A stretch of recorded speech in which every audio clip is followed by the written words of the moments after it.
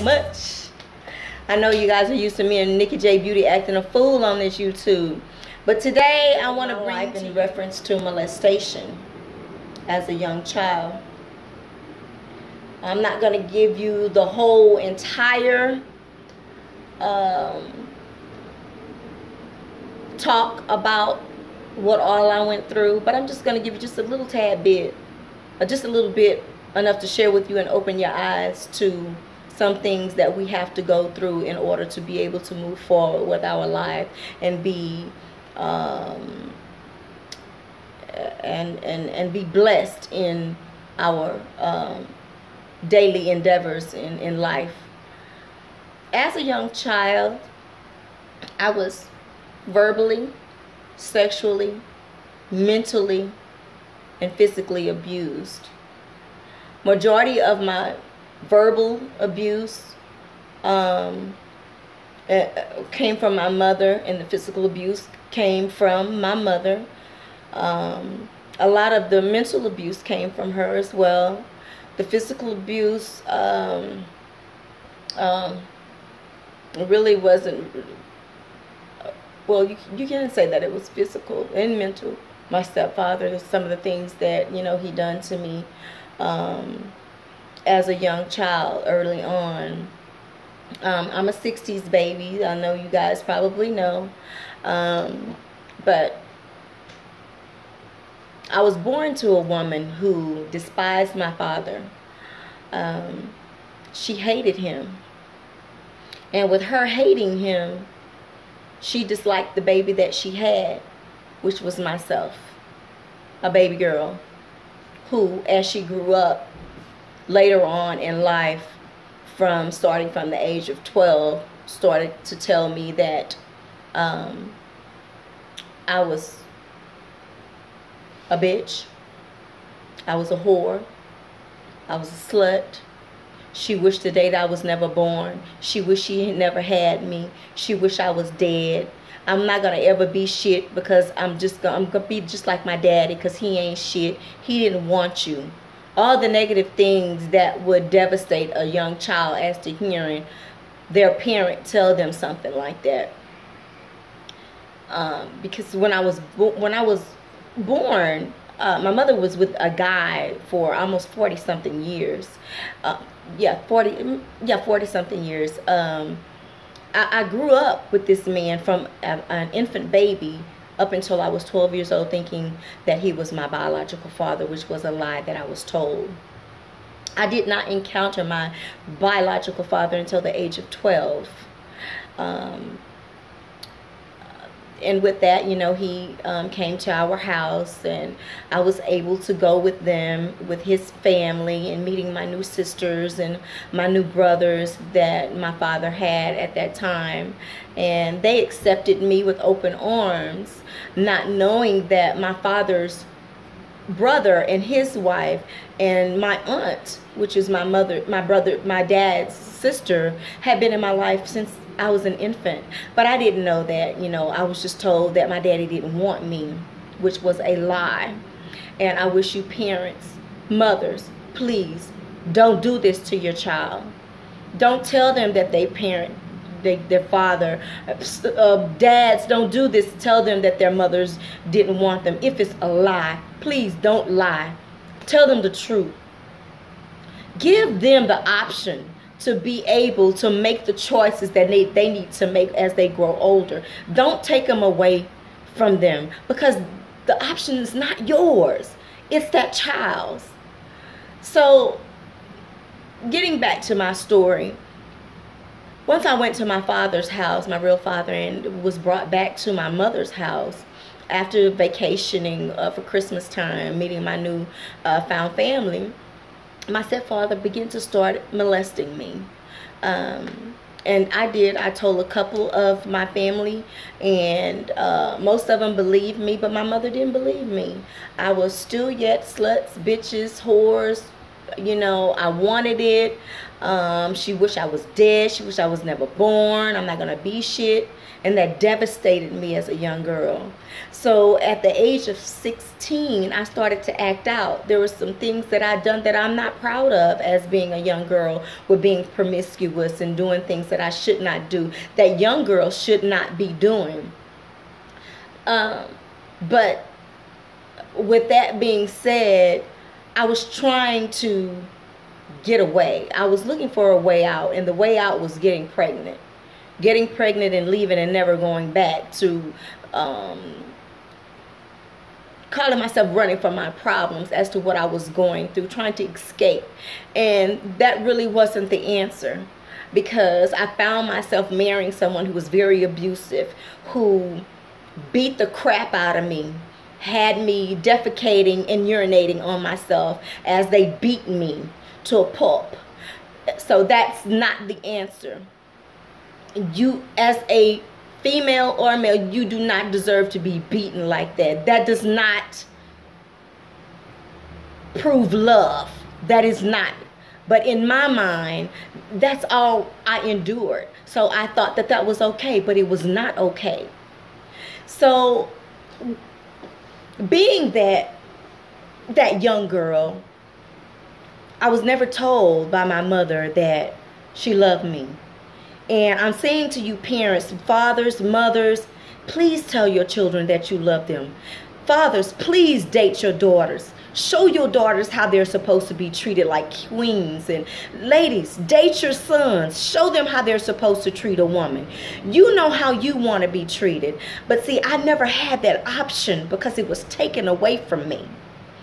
And when you do find real love, you don't believe it. Because it was never shown to you. I was never validated as a young girl. I was never validated. I needed that. I needed to be validated as to who I was and what I represent. You know, that I am more than my curves. I'm more than just showing my ass cheeks. And I'm more of just going out here and sleeping with different men for money. I'm more than that. Young girls need to be validated and knowing that they don't have to do those things.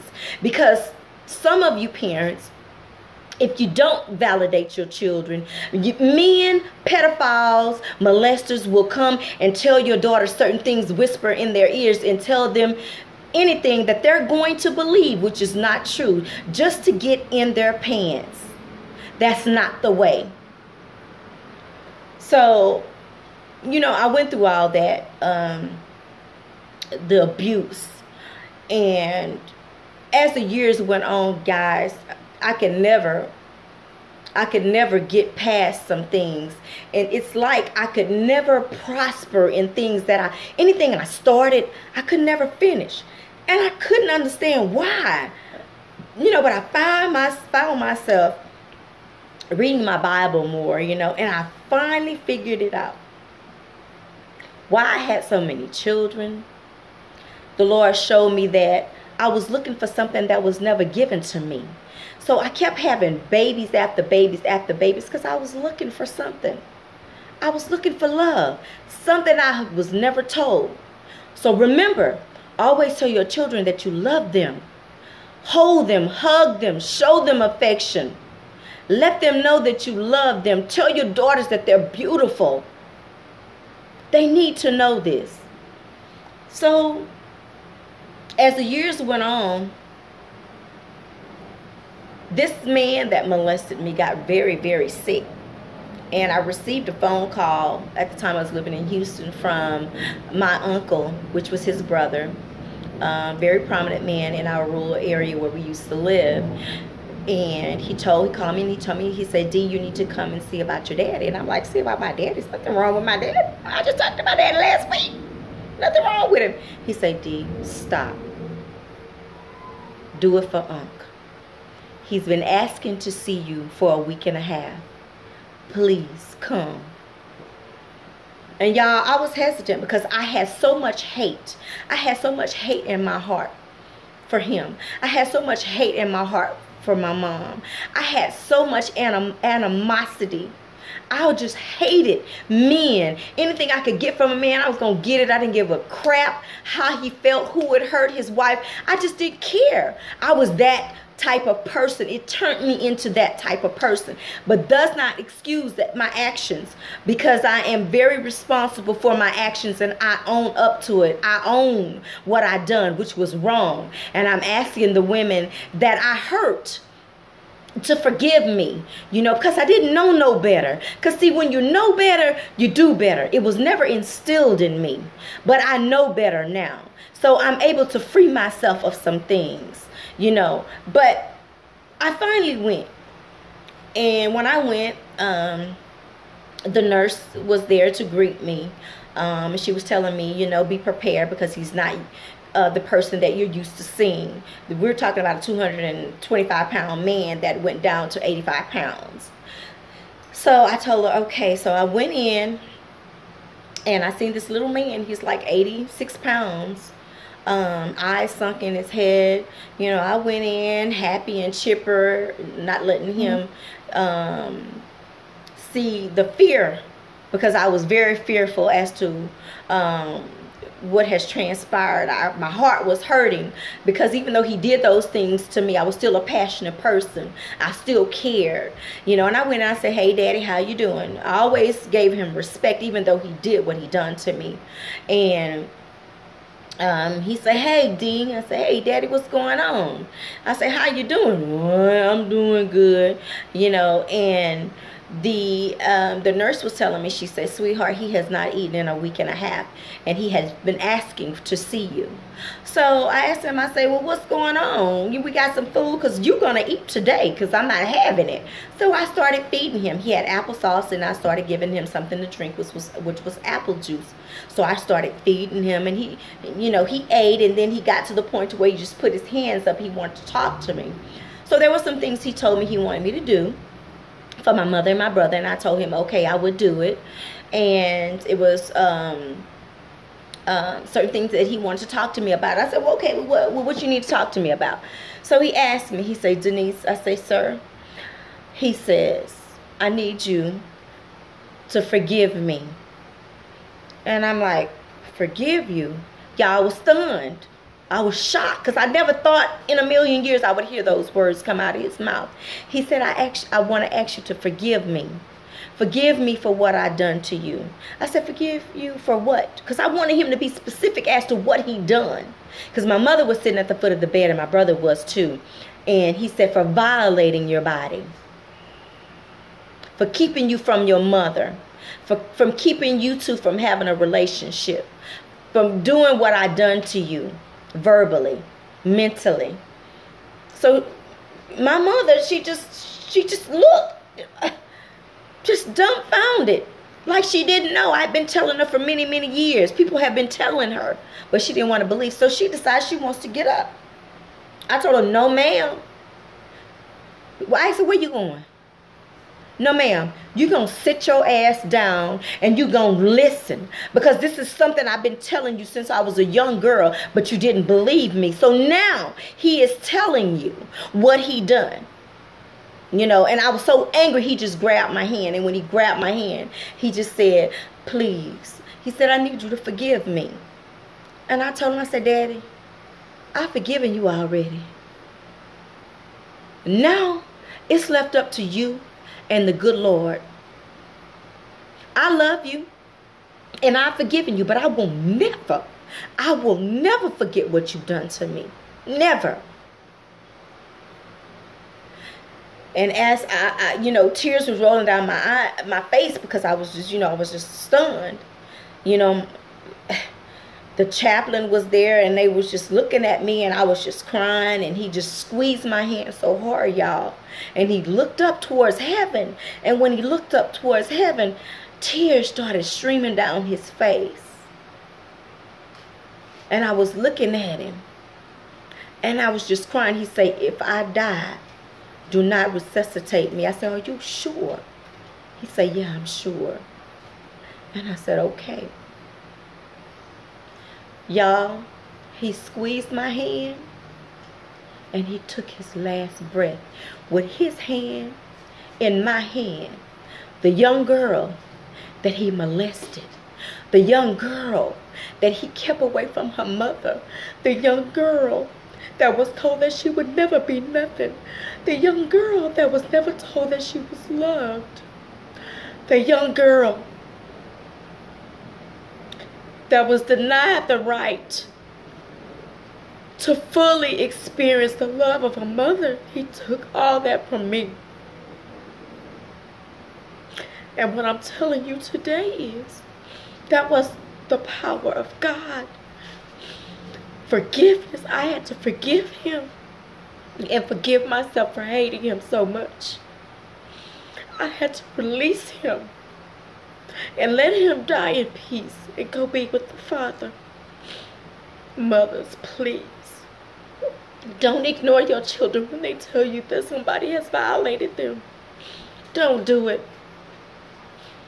Believe when your child says something has happened to them, because majority of the time it has happened. And I want to thank you guys, because this is an emotional for me.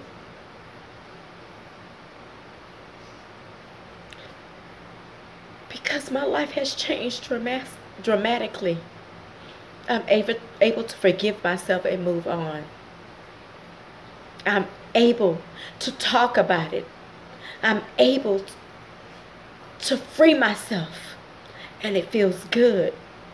And I want to be able to help someone else free themselves. So if there's something that you want to talk to me about, if there's something you want to know and we need to talk about, hit the subscription button. Write it, type it, however you want to do it.